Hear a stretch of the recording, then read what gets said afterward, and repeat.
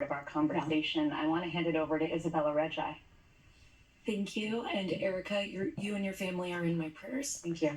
I'm a 26-year-old Christian woman living in New York City. I would like to stay here long term, but I wonder whether it's sustainable. Do you believe there's a place for women like myself in modern cities who care about having a career, but also marrying a like-minded Christian conservative man? Well, yeah, so it just depends on where you're looking. You know, or if you're on the apps, I don't know if you're on the apps. I don't know if, I'm not going to ask you your personal journey. But what I will say is when I lived out here, I was here for 5 years. I never dated here because I saw vicariously through my roommate how terrible it was. Somehow getting drinks was the replacement of having coffee and breakfast. I personally would rather have coffee or brunch with someone than go. I don't drink. I find it unproductive, not because I'm holier than whatever. I just don't operate that way. But I always thought it was very strange how she would go to drinks with one guy and then go to dinner with another. So it goes twofold here. So if you're expecting to marry someone that I was blessed with, like a Charlie, you have to be the type of woman that will attract a Charlie. Are you going to church? Are you going to Bible study? Did you tell your pastor that you are ready for the Lord to bring into your life the man that you've been praying for?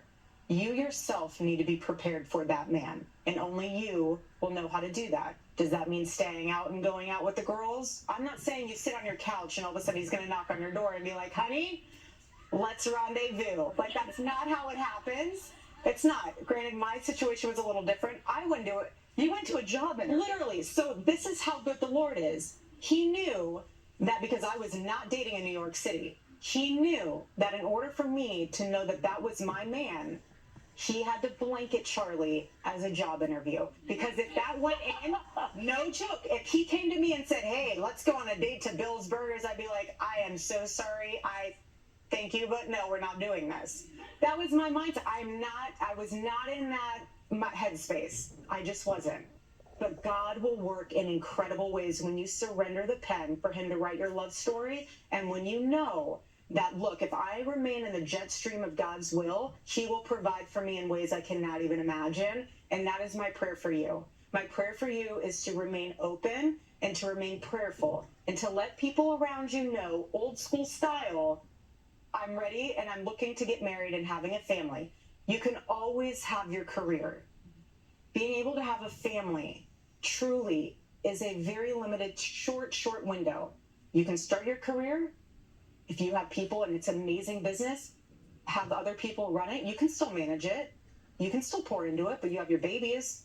And then once your babies are grown and the nest is empty, go back to your career. There's nothing wrong with that. If you don't have a career, you have your babies, the Lord's going to inspire something inside of you that you're like, you know what? There's a problem. I have a solution. How many baby companies have been born out of moms? You know, like the little carrier seat or a stroller or something. We live for that carrier seat. Right, 100%.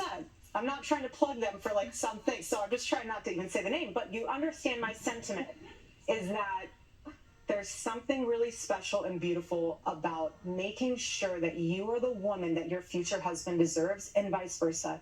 Do not settle. Thank you. Thanks, Isabella. Up next, the emotional moment that Erika Kirk forgave her husband's alleged murderer. Stay with us.